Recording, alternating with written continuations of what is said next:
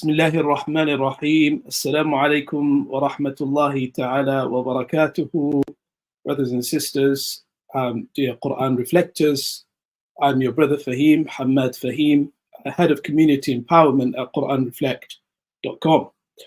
Welcome to our first ever live webinar brought to you by Quran.com. And today we'll be focusing on the theme of connecting with Surah Yusuf. Alhamdulillah, we have the pleasure of hosting our dear guest, Dr. Musharraf Hussain Al Azhari, who is an author of many books, including The Majestic Quran, and more pertinently, The Most Beautiful Story, which is a commentary of Surah Yusuf. In fact, I have a copy at hand, and I've had the pleasure of reading this over the past weekend. Jazakallah khair to Dr. Musharraf. Now, before I introduce our guest on our program, I want to know where you're watching from. So if I can ask for those of you who are watching live, please can you type into the comment box your city, your country, and if you dare, even your name. Now, before we, inshallah, commence the actual main part of the program, let us take a quick tour of Quran Reflect to see what Quran Reflect, how Quran Reflect can assist you in your journey of the Quran Al-Kareem.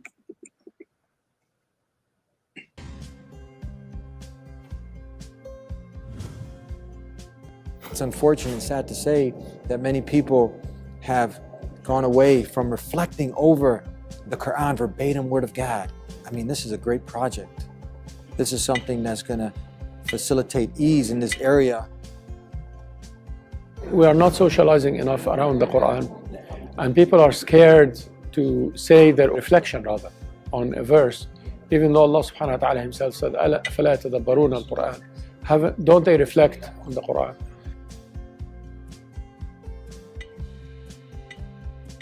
And the beautiful thing about the Quran Reflect app is that scholars do have an opportunity to contribute legitimate tafsir, but the layperson can mention their reflections, how they were inspired. Alexa, what is the latest reflection on Surah An-Nas? Omar Suleiman said Allah begins this surah by MashaAllah, MashaAllah. Assalamu alaikum wa rahmatullah, Dr. Musharraf. Good evening. Assalamu wa rahmatullah, Shaykh Fahim. MashaAllah, it's an honor and a blessing to have you. Thank you for coming on.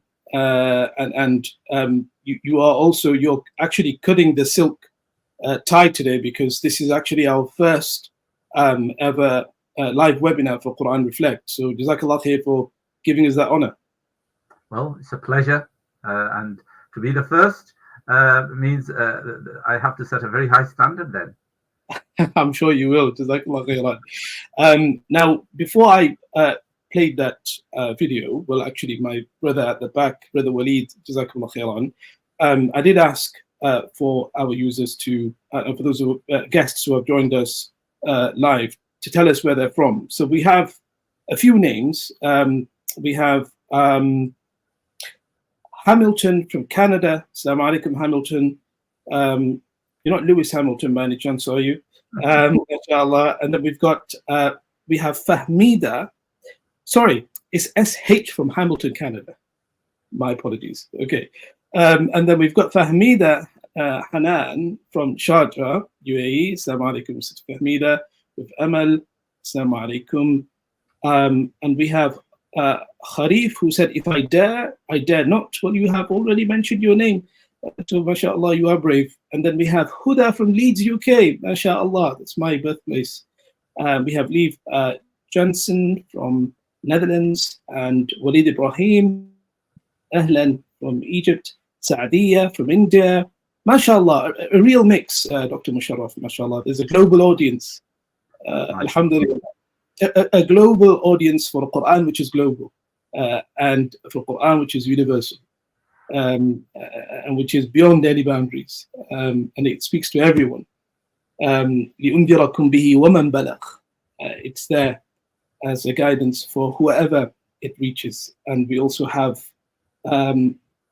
Teltuck from Nottingham, mashallah, which is the same city as Dr. Musharraf Hussain. Well, from wherever you are, Jazakallah khair for taking your precious morning, afternoon, and evening, taking time from your precious time and coming to join us this evening here, evening as in the UK evening. Now, before I have the honor of introducing our guest, let us take a moment just to appreciate the occasion today. And there's no doubt that the primary motivation for all of us to come on board and to join this webinar is at the heart of it. It's because we have this yearning. We know, we believe in Allah Azza wa Jal's book. We believe that the Quran is a healing. It's a shifa. It's a formidable rope attaching us to Allah Azza wa Jal. It's the umbilical cord. The Quran is the oxygen for our souls. It's what gives life to our souls. Istajibu lillahi wa lirrasuli idha da'akum lima yuhyikum, the Quran says. Respond to the call of Allah and His Messenger when you are called to that which gives you life. The Quran gives us life, no doubt. And these programs are designed essentially to help us get to grips with reflecting on the Quran al-Kareem. That it's not, reflection isn't just for scholars, it's not just for elites or people who understand Arabic. Reflection is for everybody. And to talk about the Quran essentially is to reflect on the Quran al-Kareem. And we need to get more into the habit of reflecting on the Quran al-Kareem unprompted by events or being forced to turn to the Quran during calamities. And these webinars, inshallah, are designed just to make the Quran more accessible, to show how actually the Quran should be the occasion. Don't wait for an occasion. Don't wait for Ramadan. But let the Quran be the occasion.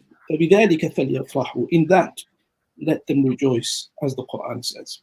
Now, turning to Surah Yusuf, and you know, Surah Yusuf is a popular surah, and you have already read it. You've already read the tafsir on it. I am inspired by a quote that I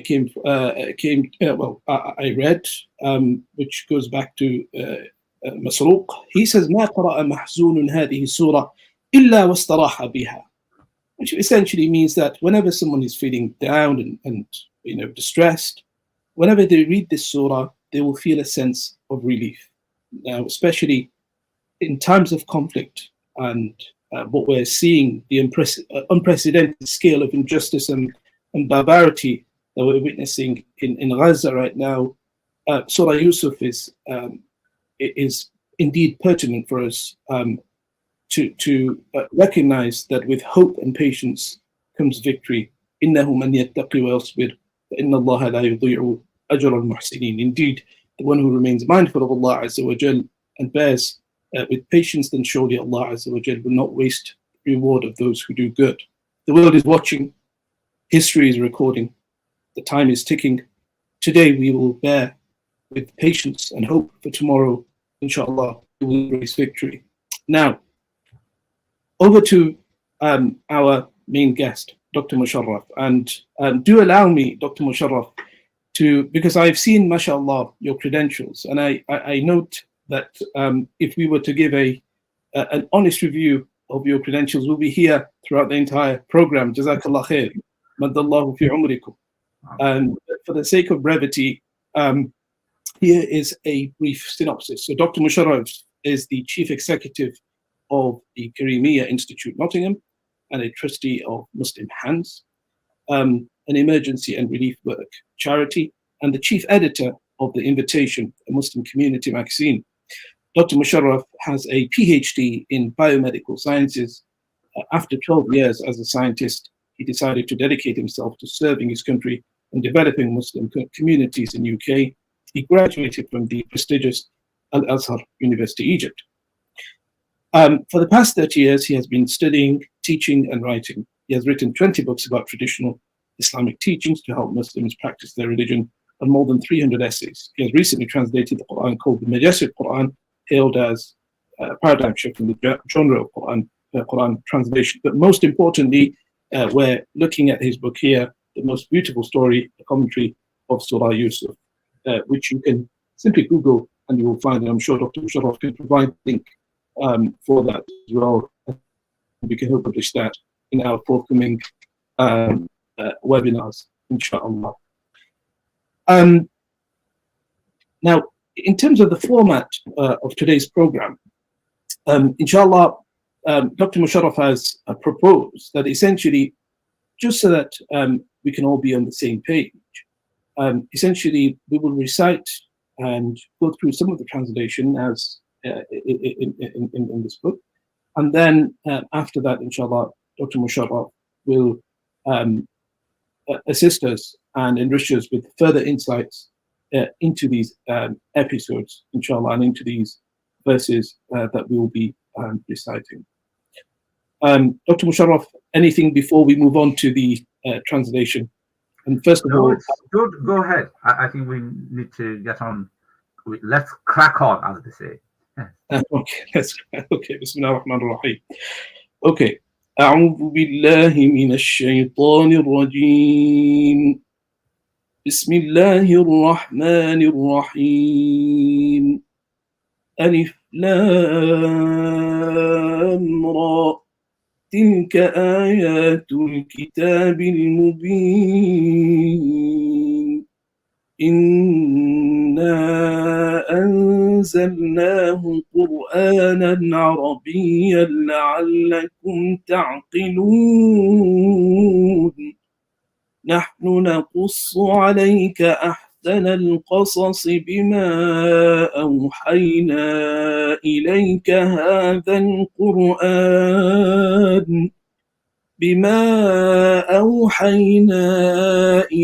هذا القرآن وإن كنت من قبله لمن الغافلين.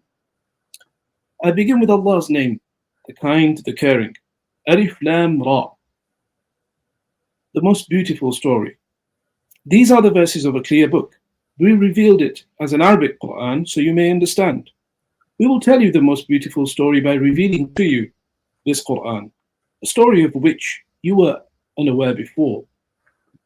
Young Yusuf dreams. Consider when Yusuf said to his father, "My dear father, I saw 11 stars, the moon, the sun and the moon, all prostrating before me." Yaqub said, "My dear son, don't tell your brothers your dream. They will hatch a plot against you." Satan is a sworn enemy of humanity. This dream shows your Lord has chosen you, will teach you interpretations of dreams and fulfill his favor on you and the family of Yaqub, just as he fulfilled it on your forefathers Ibrahim and Ishaq. Your Lord is knowing, wise. Dr. Musharraf, would you like to come in at this point? Or would you like... Bismillah ar-Rahman ar-Rahim. Assalamu alaikum wa rahmatullahi wa barakatuh. My aim was actually to take you through this whole story. Most Muslims, mashallah, have read parts of this, know something about the surah, and I think what is really important to know is it's in the details and the proper reading of the whole story that you begin to see the wisdom and the beauty of the literary style of the Quran, what really makes it mu'jiza, and the i'jaz, this inimitability of the Quran only comes out actually when you read it in detail. So I really, many will, mashallah, most of you will say, well, I know the story, but it's quite foggy, if you just know the surface of it. You do really need to read the whole of Surah Yusuf. Now, Surah Yusuf is not too long a surah. It will take you possibly 12 to 15 minutes to read, depending how fast you read. Let's say 15 minutes. But I should try to read it from beginning to the end, and you will, begin to really see something very special about it. And my aim in this course is really to convince you of its inimitability, and also actually you yourself, to recognize that there's so much in this surah. So what we're going to be doing is, inshallah, I hope you know, it's not really quite relevant for us to read the 27 episodes of Surah Yusuf. Now, when I say 27 episodes, I mean 27 scenes. You've just heard one scene from Maulana Fahim just now. He read you the first episode, or the first scene, where this is the opening scene where Yusuf has the dream, and he tells father the dream, and the father then warns him and cautions him, you know, don't share this with your brothers. So this is, I call this an episode. The next episode is where the brothers hatch a nasty plot, and there's, again, the Quran tells us some of the details of the discussion that goes on, and of course there's controversy amongst the brothers, dispute how and what should we do with the Yusuf now. Again, you need to read that, and then finally, what do they do with him? And then the third episode is when they come back with a blood-stained shirt.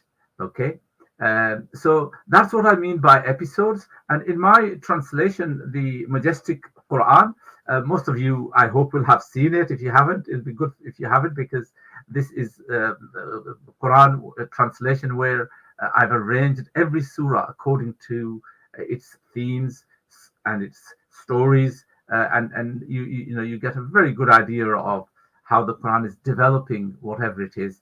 But Surah Yusuf is very unique, and I want to share with you some slides first. Shaykh Fahim, can we share the slides, or can I present them, or what would be the? Let me see if I can present my slide. Am I allowed to do it? Sure. It should give you an option through present. Yeah. Can you? Yes, I've pressed that. Can you see that?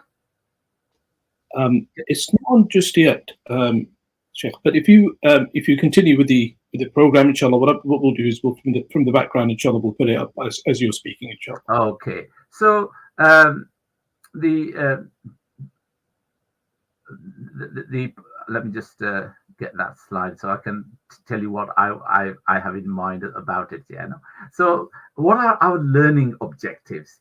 You know, a good teacher always has very clear teaching objectives. Good students have learning objectives. You will all be here because you really have got something in your mind about the Quran and something you want to learn. So my aim really is that we should learn about the 12 characters in Surah Yusuf and the 27 episodes of the story. So that's the first aim, that inshallah you will learn that. Secondly, I want you to understand the moral, social, and spiritual values that underpin the story. Now, this is really important. You know, the Quran and the Deen of Muhammad sallallahu alaihi wasallam is all about actually this inner transformation. Rasulullah sallallahu alaihi wasallam talked about this. The only reason I was sent was to perfect human character, to build strong character, because out of strong character comes the true human, the true representative of Allah subhanahu wa ta'ala, the one who has the divine characteristics, really. So what I want, my second teaching objective here is that you understand the moral values. That is things like, you know, we will see patience, modesty of Yusuf. You will see the forgiveness of Yusuf. You will see the truthfulness of Yusuf and others in this story. It's just amazing. You know, those moral values stand out, of courage, gratitude, modesty, humility, just amazing, really. And we'll talk about why this is so amazing and what is so powerful about this. What is it that, and how this makes the Quran and Surah Yusuf in particular amazing example of the inimitability and the mu'jiza and miracle of the Quran. So the social values, the spiritual values that underpin this story. So I want you to first learn about those 12 characters. And those 12 characters are Yusuf, Yaqub, and I'm not going to tell you all of them. I want you to find out which 12 characters they are. Okay, the brothers. Okay, Zulekha, the aristocratic women. The butler, the baker, and so on. Learn about them because there's something really interesting. Each of these characters has a persona, has a particular character and values, and some outstanding, some less so. And then the 27 episodes of the story of Yusuf. Now, this is really interesting. I want you, this is what makes my Quran translation, the Majestic Quran, so popular and likable, because I've divided, pericoped it, sections. Wherever the new story begins, I've given it a heading. And where the next story begins, another heading, and so on. And so there's 27 episodes in this surah. I want you to really go through those. Second is this understanding of the moral, the social, and the spiritual values. Okay, the very crux of our deen, the very essence of Islam, the teachings of Muhammadur Rasulullah sallallahu alaihi wasallam that really make us complete, holistic, and wonderful human beings. Now, third thing is, inshallah, you should be able to evaluate this amazing story. Once you know these things about it, you will be able to, say that, wow, what is it that makes this story outstanding in the genre of short stories? You will begin to appreciate the inimitability of the story and say, wow, that is a living book now. So that's my 3 learning objectives. I hope you can see that. If there's any teachers here, you can already recognize something. I said learning, understanding, and evaluating. In the British education system, the way we mark our essays and our exams is actually like that. If the student is able to show learning by mentioning facts and figures, they get C. If they go higher than that and they show real understanding, they will get B.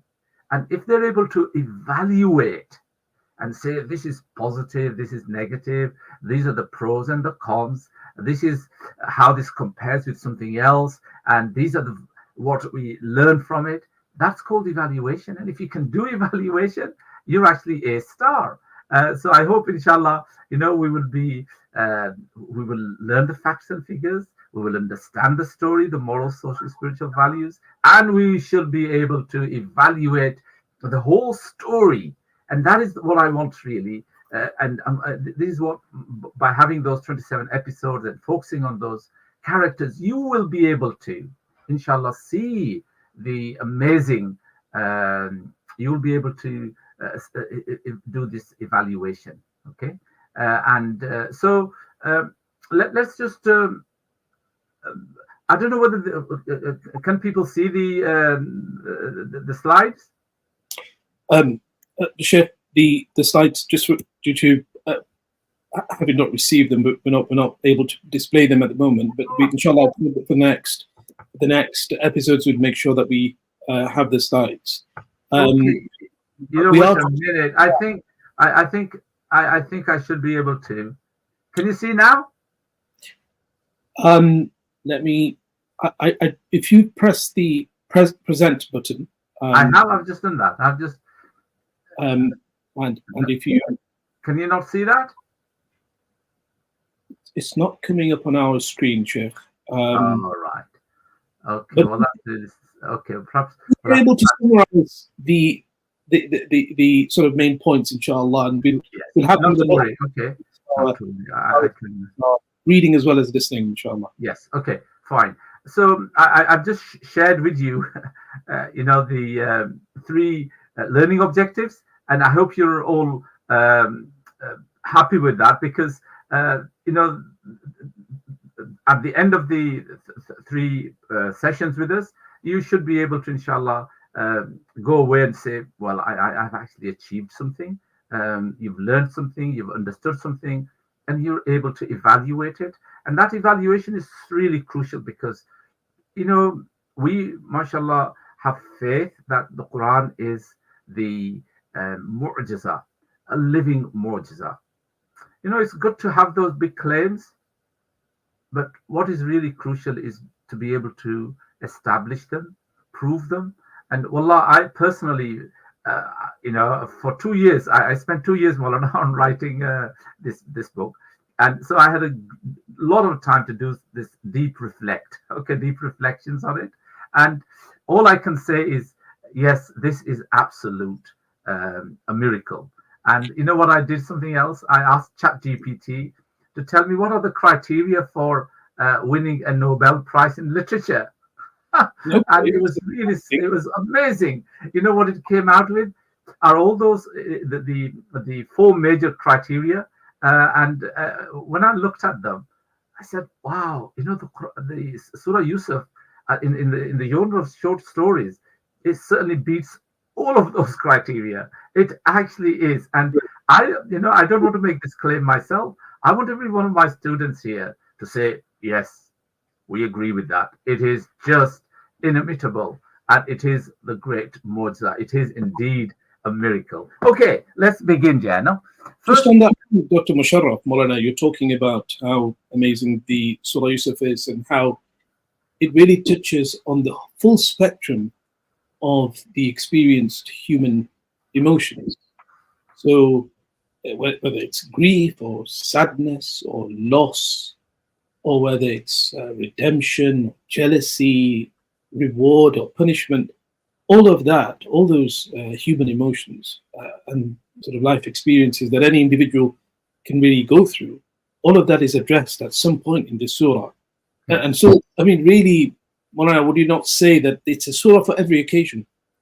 And it's actually about the whole of life, from Yusuf is a teenager, adolescent, most likely when he starts this, and the surah ends when he is possibly in his early 30s.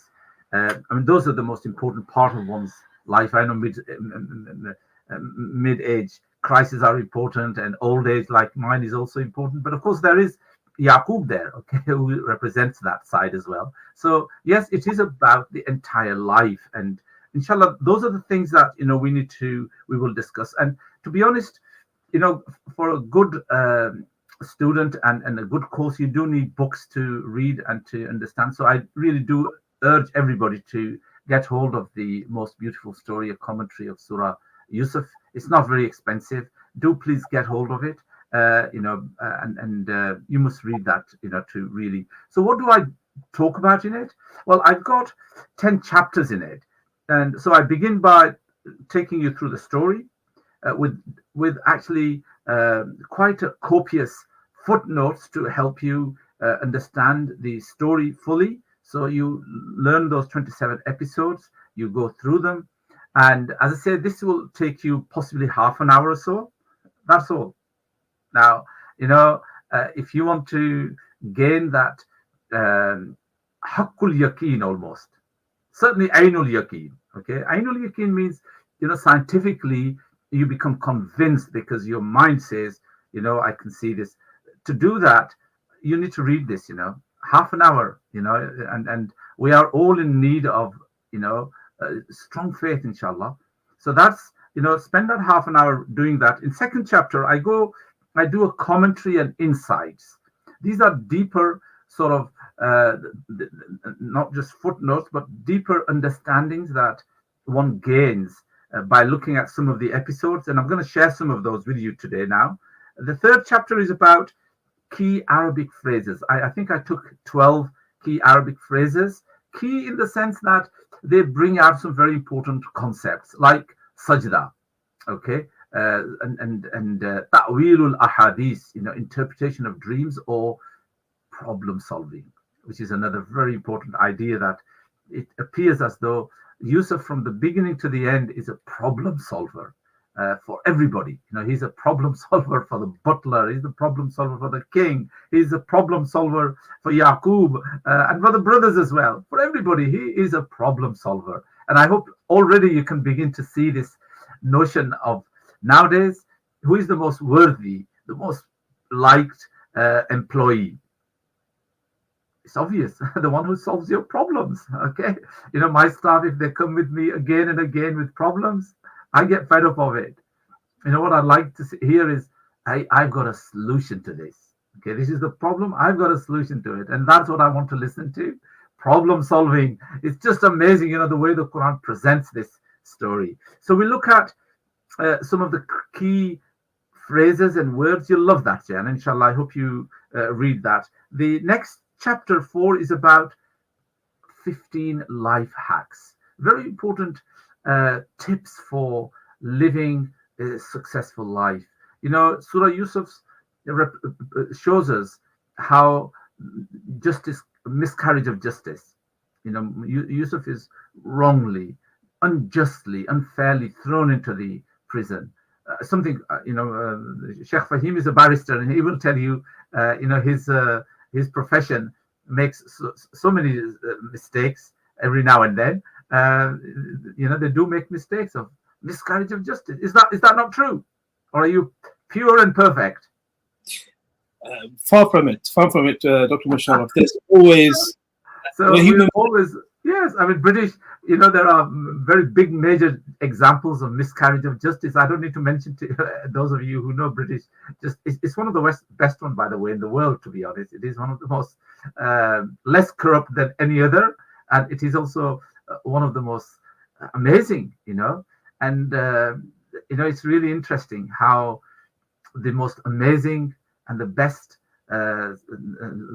legal system in the world still makes some most stupid mistakes. Why do you go very far? Look at the post office scandal. Absolutely. It wasn't the judge in the court who made the mistake, but there were other people. Anyway, there's subhanallah, and that is where the justice of Allah is so amazing. And again, there's something about that in Surah Yusuf as well. So life hacks, where we look at, should you tell your stories to everybody? Who should you tell and who you shouldn't tell? That's a lesson we learn, from Yusuf alayhi salam's life as well. Those life hacks you will love to learn from. And I think that's why this story is so popular and so versatile and so actually comprehensive in many ways. Next is a symbolic reading of Surah Yusuf. Now, this is really interesting because the Mufassirin in the past have been doing tafsir in various ways. We had Qashaf, for example, is most famous, a 5th century amazing linguist of highest order, Zamahshari. The way he did his tafsir meaning explanation with confidence of the Quran, mainly based on, not all, but mainly based on the Quran's rhetoric, effective speech, its amazing style, from its figurative language and figurative tropes. All you can say is, wow, this is no ordinary human's writing or no ordinary human's product. Yeah, this is something beyond human life and beyond the world, really. So we've had, then you had people like Fakhruddin Razi, rahmatullah alayhi, his tafsir just behind me, in I think 14 volumes I have here of Fakhruddin Razi's tafsir kabir. He is a rationalist, so he uses reason, and sometimes he's just amazing. He can give you 20 reasons for one thing, and then what he does is he knocks down each one of those in the next section, saying how they are wrong, and then puts another 10, and so on.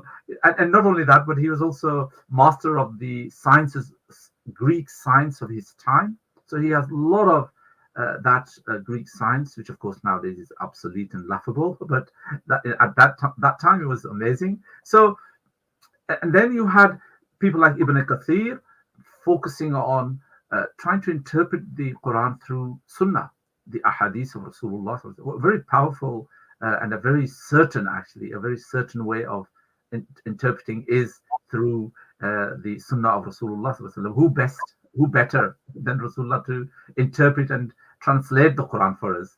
But there is you can do this symbolic reading of Quran, yeah, no? Which of course has been the forte of some particular kind of scholars who wanted very esoteric, but I think it's becoming quite common now amongst academics, America, here, Muslims, non-Muslims, looking at what do certain things symbolize. For example, the shirt. Yusuf's shirt appears how many times? 3 times. The blood-stained shirt first, then a torn shirt, then a fragrant shirt. What is the relationship of that? What does it symbolize? Okay, and of course, in modern stylistic in languages, it can be used as a motif. The shirt is a motif throughout the story. A motif is a pattern that appears again and again and weaves through the whole story and links it together. So what is the shirt representing? Inshallah, we'll talk about it later on. But again, that's why I say you really do need to read the book to get the whole point of it. So in chapter 5, I take you through symbolic. For example, the wolf. The wolf doesn't appear actually; he's just mentioned by the brothers. All right, but still, what does it represent? What is it a symbol of? Okay, so I'm not going to tell you now. We'll talk about that later on. I'm just taking you through the contents of this book. Why you need to have this in order to fully understand this course properly.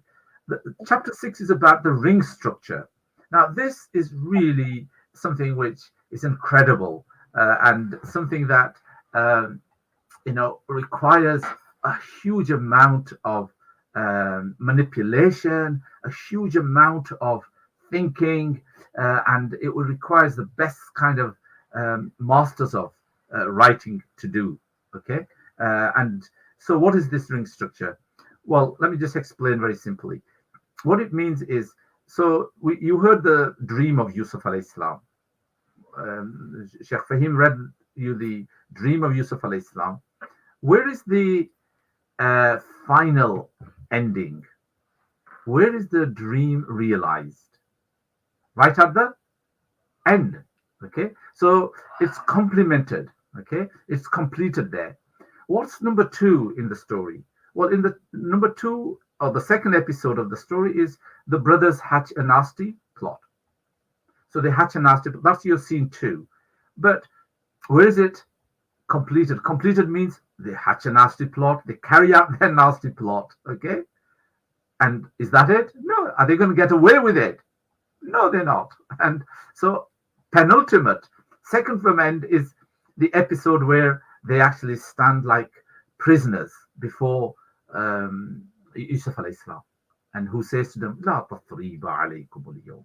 Hey, don't even mention, don't even talk about, don't even think about it. There is no blame on you.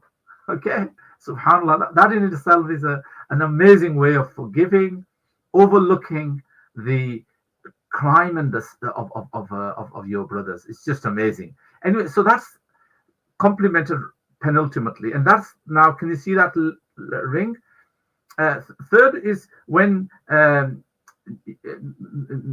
Yaqub alayhi salam is told that Yusuf has been eaten, okay, and he's sold as a slave.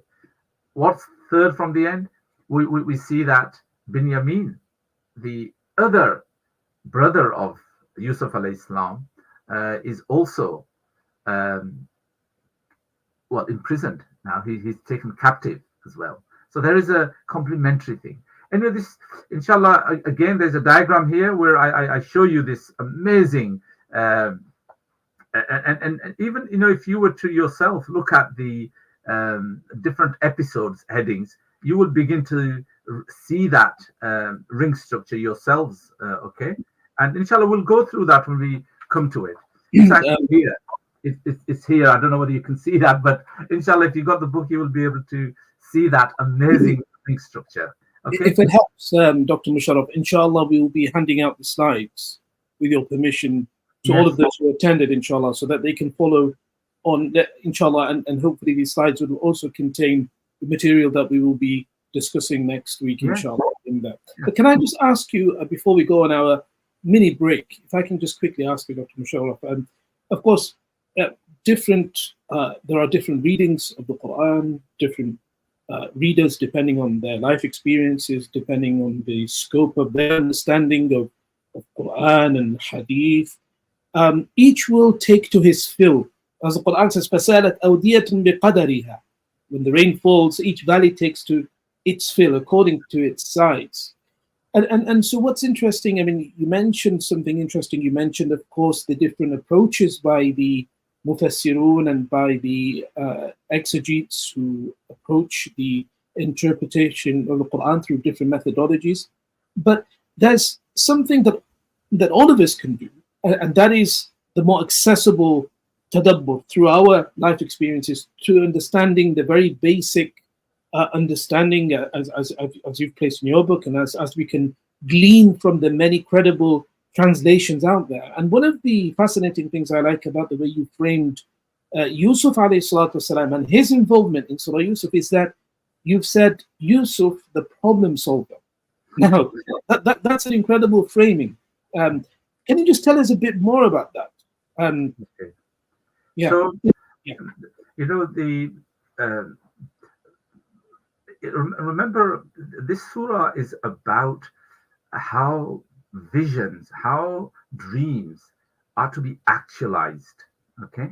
And how this is really about the human life, and about who is the strong human being, okay?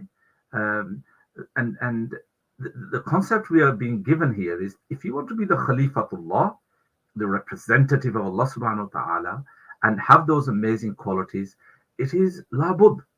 You must be someone who can assist, who can support, who can help, who's there to lift others, okay?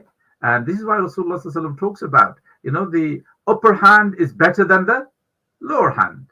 The giver, the one who is always, you know, ready to support and to lift up people, okay?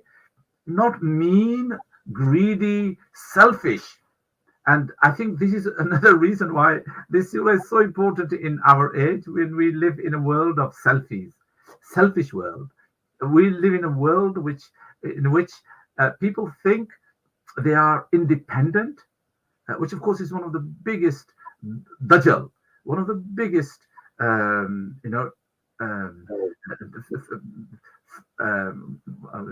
deception. It is a deception of highest order to regard yourself as independent, no matter where you are in your career, in your life, in your age. Nobody is independent. We are dependent, you know, on each other. And so what our young people are now beginning to get is this idea, I am independent. As a consequence, I don't need to show respect. I don't need to be related. I don't need to be, be in touch. I don't need to be social. And, you know, we're beginning to see some really weird, you know, I met this young man after several years. He's in his mid-20s. I met him possibly after 3 or 4 years. Possibly, you know, I met him before pandemic and now. And you know what a wonderful young man he used to be, you know, in his late teens. Very sociable, smile on his face, wonderful. Now, you know, a successful on his career, a graduate, but a zombie. With regards to relationships, he didn't seem to have. He had lost something. I thought, wow, you know, he's got a Tesla car, he's got a good job, but my goodness, where's that smile? You know, the face has lost it. The man has lost it. And I thought this is the result of this, you know, what's happening to us, this sense. So, you know, this surah, as you know, you said, what is so important about it is telling you what is a good human being. Yeah. Yes, he's a problem solver. That's why, you know, his company, very big company, loves him. He solves their problems. But sadly, is he able to solve the problems that Yusuf is solving, which are far more intricate, to do with life, to do with family, actually, family, society, and not just about my work. You know, Yeah. we now seem to be workaholics. You know, and there's a term in the Quran for it, in Surah Al-Balad, for these workaholics, and they are actually condemned. Absolutely, workaholics are condemned. Anyway, that's another story. Let's not go down that route. It's interesting, Dr. Musharraf, that you mentioned this, because what we see from Yusuf alayhi salatu wasalam, as you mentioned, is this problem solver who's willing to assist in resolving the problems of others, even despite the fact that he himself is the victim of kidnap, of human trafficking, of enslavement, of forced labor, of, as you say, miscarriage of justice. I mean, can you imagine? I mean, yesterday, you know, my wife introduced me to this Mansour, I believe his name is Mansour Daifi. This is a Yemeni man. At the age of 18, he went from Yemen to Afghanistan to do some research. He was captured by some warlord, and they sold him to the CIA. He was then placed within Guantanamo, and he was forced to make admissions to matters which were simply not true. But because of the degree of punishment and burning of beatings, he just said, "Yes, yes, I am whatever you want me to be." And the colossal psychiatric and psychological damage that they perpetrated against this man is very sad to hear. But eventually he was exonerated, and then he was left to survive in Serbia somewhere. The point being is, when I was listening to all of this, I was just thinking about Yusuf alayhi salatu wasalam, and subhanallah, the calamity after calamity. These lessons are universal, and they're still timely, because that's right, the human tendencies of injustice still continues, but what we see is the sunnah of Allah in this story, how Allah's decree prevails, and how we can seek solace that ultimately, so long as you're patient, so long as you have taqwa, Allah will reward you for your ihsan. Yeah, these are the human conditions, what you've just mentioned. This is a human condition, and the Quran is telling us how to deal with that in a very positive, optimistic way. And I think that's why this story is so important, and why I'm saying to our students here they must read the whole story, really. I'm not going to read that out to you, or you are not going to read them. You should really read that yourself. And what we are going to do is help you by commenting on it. And the other thing, what I'm trying to do here is, through those 27 episodes, you can actually, by focusing on each episode, you can really get a much better bird's eye view and a better idea of what it's about, and learn lessons from it yourself as well. And that is where, what you said is, yes, we need mufassirin. We need mufassirin to tell us about the background sometimes, but more often it's about the language, which now, mashallah, let's be honest, Shaykh, for 1400 years, Muslims have devoted themselves, or certainly hundreds of thousands, if not millions, of great minds, most brilliant minds devoted themselves to the Quran, and they understand it. So we understand the Quran, alhamdulillah, there's no doubt about it. These books are all about, so we have a very good understanding of Allah's book. So what you need to do is learn those episodes, read through those episodes, and then with your, mashallah, transferable skills you've learned in your degrees, whatever they are, from science to humanities, or to law to mathematics, or teaching, whatever you are, you will be able to glean yourself those amazing lessons and life hacks that we want to talk about. Dr. Musharraf, before we continue, if we can just take a small mini break, inshallah, bidnillah, before we expand on the next part, which is the life hacks, inshallah, bidnillah. So, jazakallah khairan. And if we can just take a small mini break, inshallah.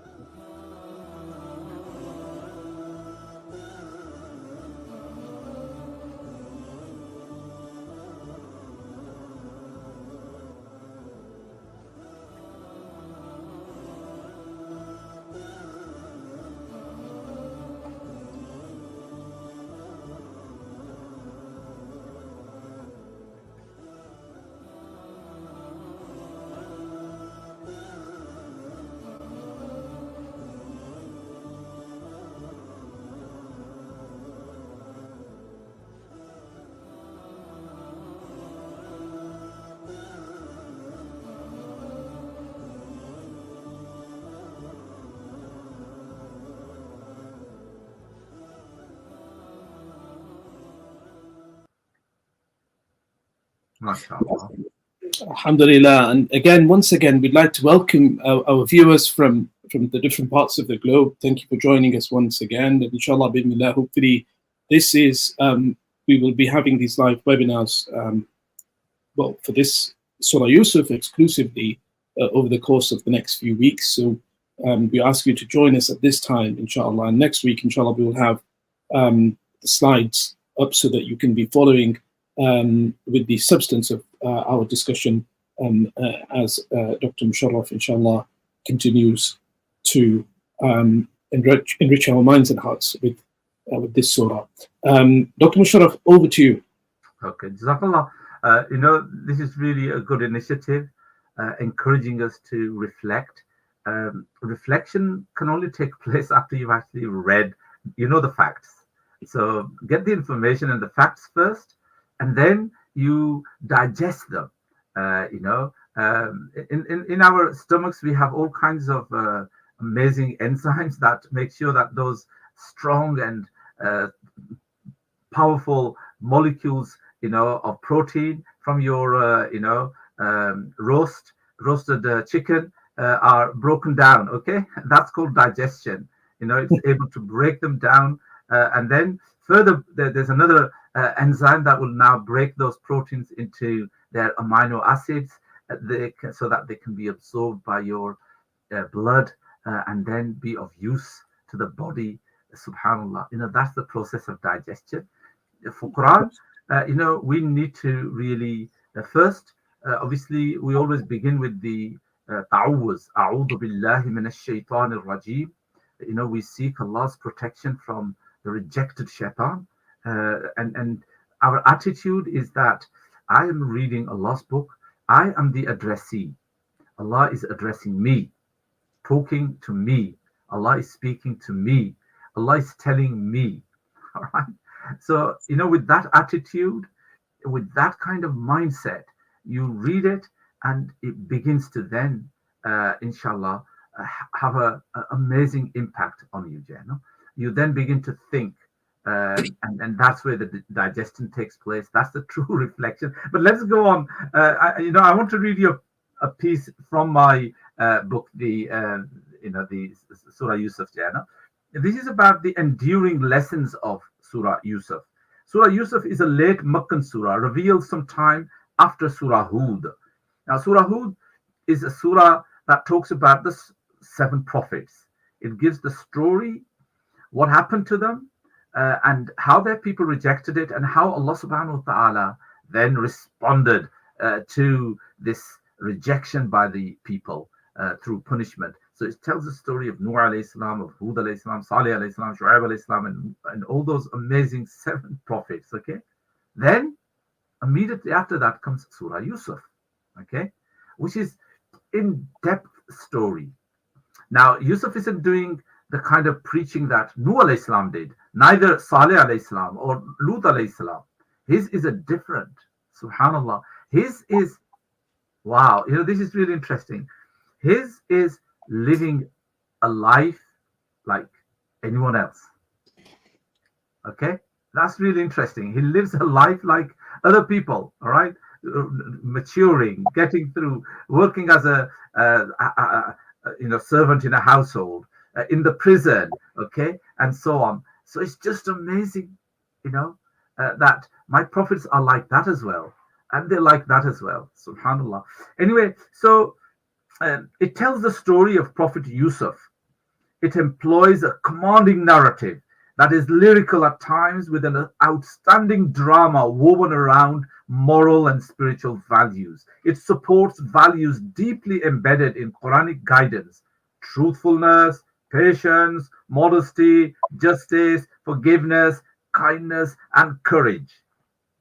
Now, these moral values, each one of them is a powerful, there's a book on each one of them, all right, from courage to kindness, from forgiveness to humility to modesty. Amazing. These are chapters in books of hadith, seriously, and they really are what, as I said to you, the very essence of Islam. So the story is actually, what is so amazing about this story is that each of these values, somebody's living it, somebody's showing that courage, okay? Somebody's showing that modesty, somebody's showing that humility, somebody's, showing that forgiveness. It's just amazing, the examples that come out. These values are presented in a variety of contexts in this story to show that in the end, they will prevail. Yusuf's modesty prevails. Zulaykha's behayai and shameless behavior doesn't.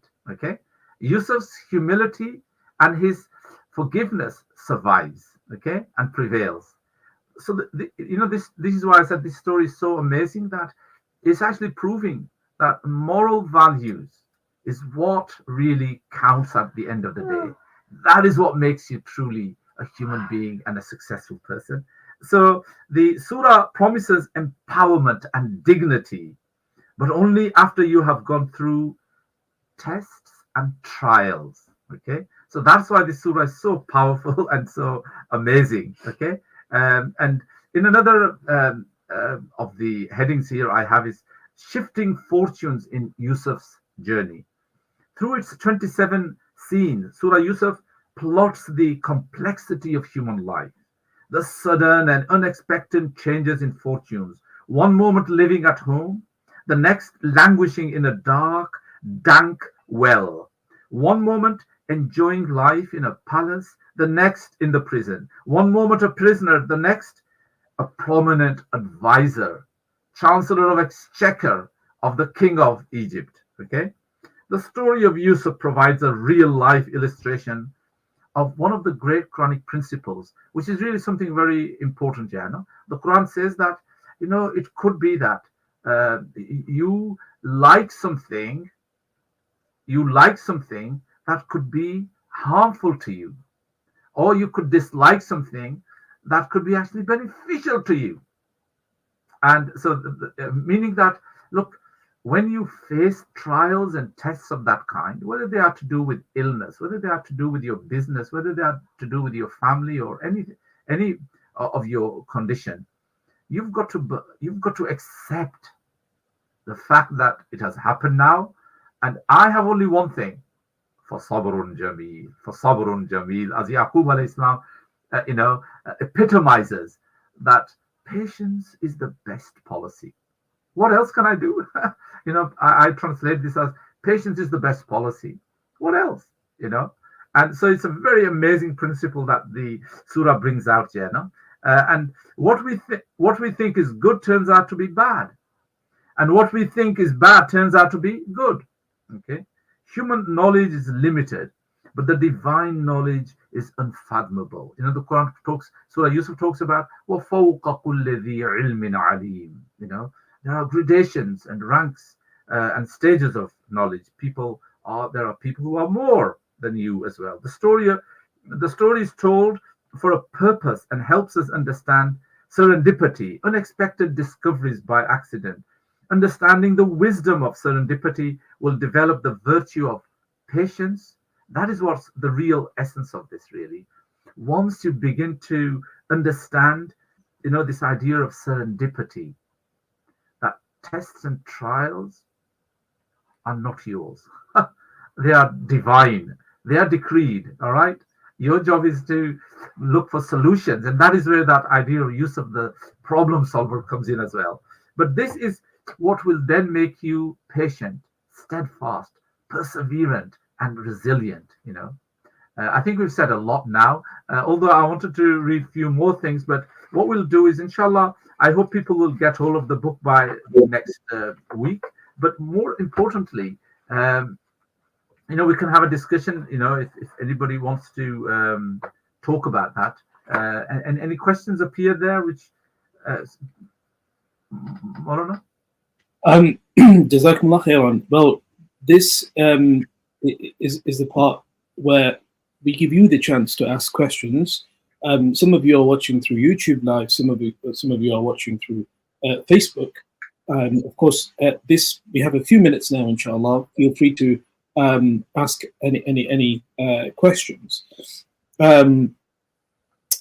If we also take a moment, Maulana, just to go through the Quran Reflect, because we have a thread that's been brewing over the past few weeks since we started our monthly theme, which is on inspired by Yusuf alayhi salatu wasalam. And we have some of the reflections which I'd like to share with the audience, and perhaps if I can also take your comments on these amazing reflections. So we have a reflection by Sister M. Fayaz, and perhaps if I share my screen, everybody can also have a look at this reflection. Let me do this. Present, share screen, and there we are. Okay. So Sister M. Fayaz, she says, and she reflects on Surah Yusuf, verse number 37 to 38, in which Allah Azza wa Jal says, and this is Yusuf alayhi salatu wasalam giving his interpretation of the king's dream. Joseph replied, I can even tell you what kind of meal you'll be served before you receive it. This knowledge is from my Lord. Sorry, this is actually his discussion with the inmates. And Yusuf alayhi salatu wasalam said, I can even tell you what kind of meal you will be served before you receive it. This knowledge is from what my Lord has taught me. I have shunned the faith of the people who disbelieve in Allah and deny the hereafter. I follow the faith of my fathers, Ibrahim, Ishaq, and Yaqub. It is not right for us to associate anything with Allah in worship. This is part of Allah's grace upon us and humanity, but most people are not grateful. Sister Fayaz says, reflecting on the family of prophets, when Prophet Yusuf والسلام, was sent to prison, he introduced himself by declaring that he had left the path of those who do not believe in Allah and the hereafter. The way he said this so openly made me think about the era of polytheism in which he lived, where declaring one's faith was a bold statement. It was just not in Egypt, even Canaan, despite being home to prophets like Ibrahim, Ishaq, and Yaqub, was not predominantly monotheistic. Similarly, today in Western societies, openly declaring, I am a Muslim, I believe in Allah and follow Islam, can sometimes make you feel like a stranger. The world has not yet reached a time where monotheism will be the norm, and true Islam, marked by peace, respect, and good manners, will be universally dominant. Until that time, we continue to hold on to our faith like Prophet Yusuf والسلام, and his forefathers. May Allah make us firm in our belief and make us among those who uphold the truth with patience and sincerity. Ameen. Ameen. Really, Maulana, what do you make of that? Well, let me just sort of correct one thing. Actually, Yusuf, he says that I will tell you their meaning. So when the butler and the baker tell the dream, he says to them, listen, before I tell you their meaning, I will tell you their meaning before your next meal arrives. It's one of the things that my Lord has taught me. I have kept away from the religion of people who don't believe in Allah and who deny the hereafter. So, we see that this is really interesting. Yusuf is in Egypt, and in Egypt there is idolatry, there's polytheism, there is idol worship, and he sees it all around. He is, of course, we know that he comes from the family of Ibrahim, prophets, father, grandfather, great grandfather, amazing prophets, and he, of course, is also a believer. So he says to them, he actually preaches to them. He preaches Tawheed to them. And I think by doing that, one is showing a huge courage. That even in the prison where he is a victim, he's able to speak so courageously, boldly, and proud of his faith. And as the sister, mashallah, is very positive. It's good that the sister is very positive in her response. That yes, we may see kufr around us, we may see wrong around us, but I think what we really do need to recognize is there is a lot of good as well. Okay, and yes, we have to be bold about our religion. We shouldn't be mealy mouthed about it either. One of the reasons why Christianity now is dying and falling rapidly, and the decline is very, very rapid. I mean, I've seen it myself. You know, I grew up in the 60s in Halifax, and let me tell you, I can't remember a single, English woman who didn't have a headscarf. And certainly not going to the church. Church would never be, without a scarf. That would be impossible. So, the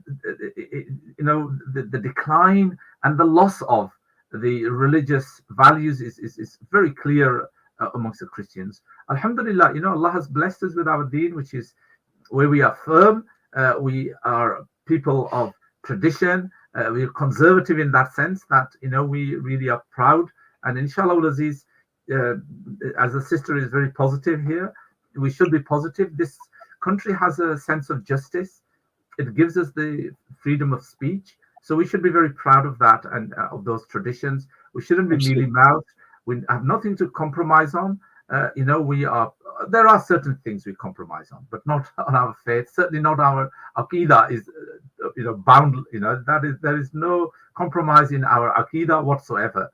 Practices and our rituals of certain kind, we can make compromises. What sort of topi I wear or jacket I wear, or whether I can wear outlandish jubbas, in the middle of Manchester city centre. That's another thing, okay? But Manchester is a very cosmopolitan city. Yes. Welcome. I invite the entire, whoever's watching, you're most welcome to Manchester and witness the many different diasporas over here. A very unique blend of different people. I'm a proud Mancunian.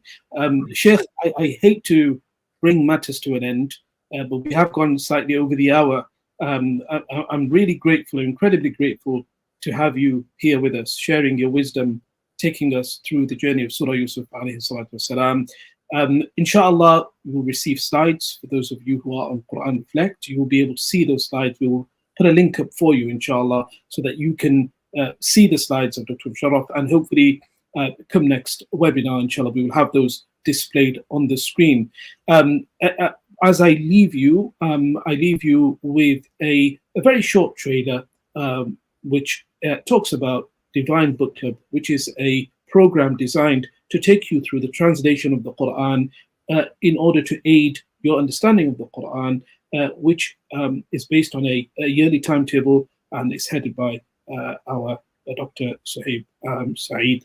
And so once again, Jazakallah khair to Dr. Musharraf and Barakallahu Feekum. It's a pleasure having you, and inshallah we look forward to hosting you again, inshallah, next week. This is the scripture in which there is no doubt, containing guidance for those who are mindful of God. Assalamu alaikum. I'm Dr. Suhaib Saeed. I'm a graduate of Al Azhari University in the field of Quranic studies, and I've dedicated my life so far to helping people to understand the message and meanings of the Quran. Have you ever found it difficult to appreciate the meanings of the Quran in a language that you understand? Have you ever found obstacles even with getting to the point of opening up the book and exploring its meanings? Have you ever found that you have questions and you don't know where to ask? Shaykh, what does Allah mean when you give us a bit more clarity about that? I have a question about this. The Divine Book Club is a series that's here to help you with all of these issues.